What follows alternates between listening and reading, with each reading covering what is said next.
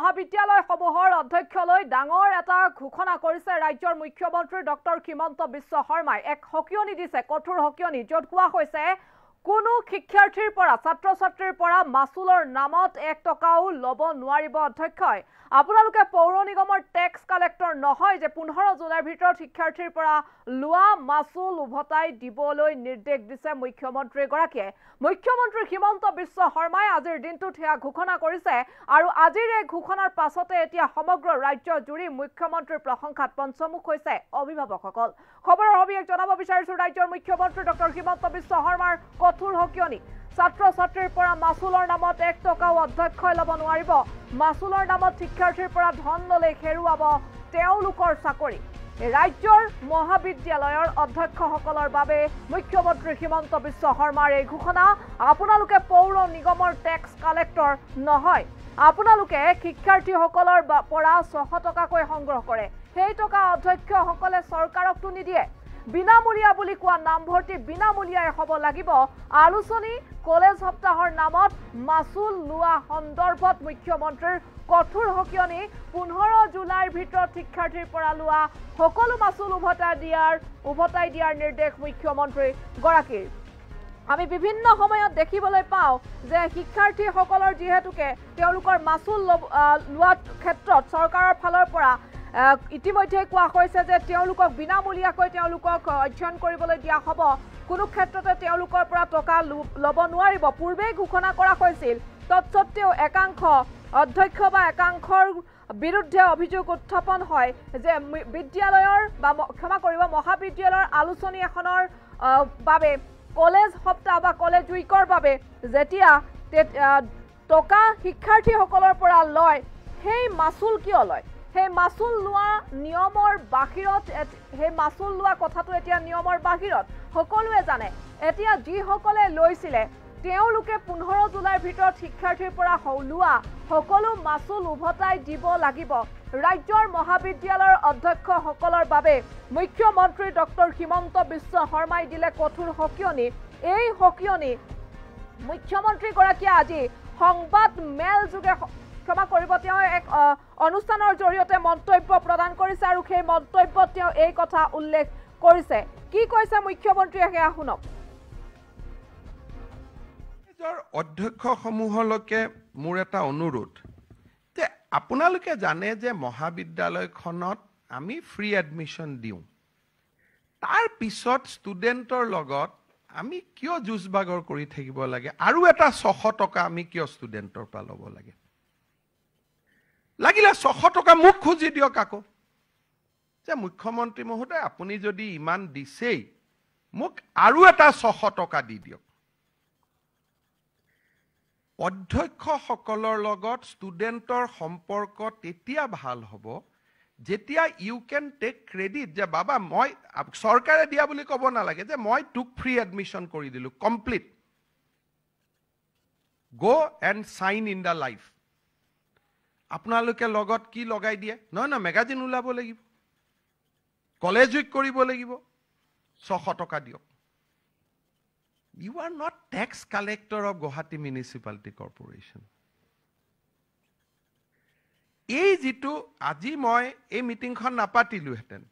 এই মিটিংখন যোৱাকালি পূব বংশৰ কলেজৰ অধ্যক্ষক মোৰ নিজৰ ইনিচিয়েটিভত মই সাসপেন্ড কৰিছিলো ৰনোজ পেগু was reluctant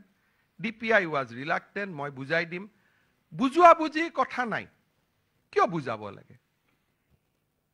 কাক বুজাম আমি মই মোৰ লৰাকহে বুজাম বাকি মই কলেজৰ অধ্যক্ষ এজনক বুজোৱাৰ মোৰ সাহস আছে নেকি I have to implement the rule and law বুজোৱাৰ মোৰ অধিকাৰ ক'ত আছে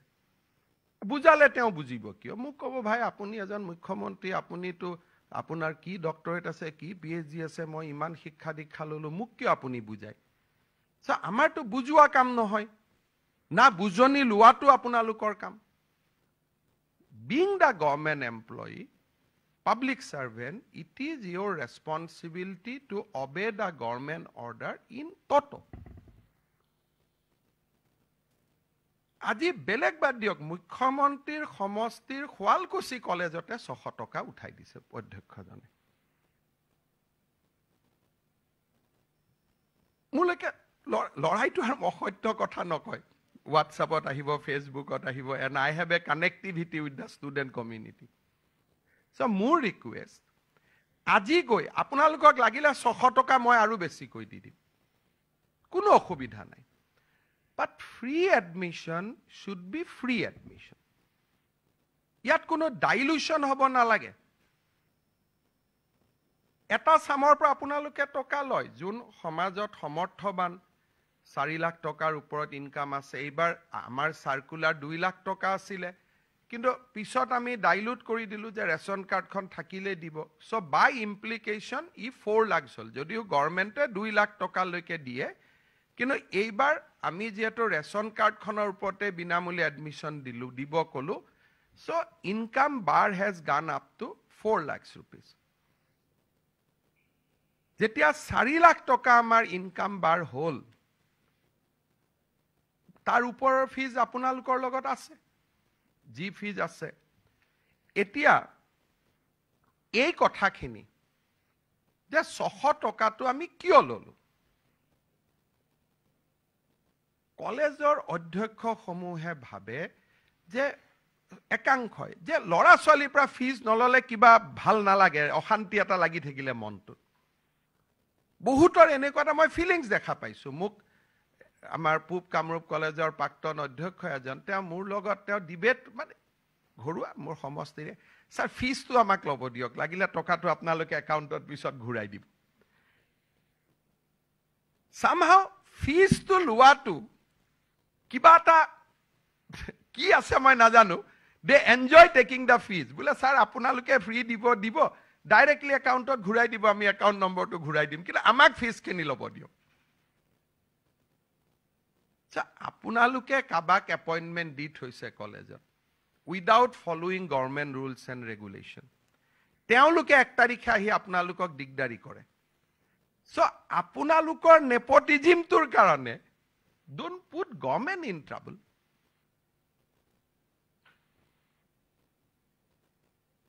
মইতো ভিতৰখিনি বুজি পাওঁ যে আপোনালোকৰ সমস্যাটো ক'ত দুজন গ্ৰেড 3 এপইণ্টমেণ্ট দি থৈ দিছে দুজন গ্ৰেড 4 এপইণ্টমেণ্ট দি থৈ দিছে দুজন ফেকাল্টি এপইণ্টমেণ্ট দি থৈ দিছে আৰু গভৰ্ণমেণ্টৰ চকুত সেইখিনি পৰিব নালাগে গতিকে ফিজৰ টকাখিনি দি আপোনালোকে তেওঁলোকক কিবা কিবি দি চলাই থাকে আৰু আমি ভ্ৰমণত গলে আমাক মেমৰেণ্ডাম দিয়ে তেওঁলোকে you create a problem then you shift that to us খুব ধুনীয়াকৈ এটা সময়ত সেইখিনি আৰু সেই মানুহখিনিয়ে লিখে চৰকাৰে আমাক বঞ্চনা কৰিছে চৰকাৰে আমাক ঠগাইছে আমাক কন্টেক্সুৱেল কৰি ৰাখি থৈ দিছে চৰকাৰে গমেই নাপায় যে এনেকুৱা মানুহ আছে এটো কলেজে নিজৰ এটা মেকানিজম কৰে আৰু সেই মেকানিজমটো এড্ৰেছ কৰিবৰ কাৰণে you transfer the problem to the government যে নহয় আমি ফিজটো ল'ব লাগিব নহলে অহা মাহত আমি কেনেকৈ দৰমহা দিম জগদীশমুখী থকাৰ প্ৰায় আমি জানাত হায়াৰ এডুকেশ্যনত কোনো কন্ট্ৰেকচুৱেল এণ্ড প্ৰাইভেট পোষ্ট থাকিব নোৱাৰে government is very very clear and transparent on date এতিয়া আপোনালোকে চৰকাৰক বাইপাছ কৰি কিবা এটা কাম কৰে আৰু সেইটো ভৰপুৰি কৰাৰ যিটো উপাদান হেতু স্টুডেন্টস হ'ব নালাগে it should be anybody except the students গতিকে মোৰ বিনম্ৰতাৰে নিবেদন স্টুডেন্টছৰ পৰা যি সকলে 600 টকাটো লৈছিলে আজি আপোনালোকে উভতাই দিয়ক কুৱেটৰ বিনামূলীয়া এডমিশনৰ পইচাও আমি আপোনালোকক 30 ছেপ্টেম্বৰত দি দিম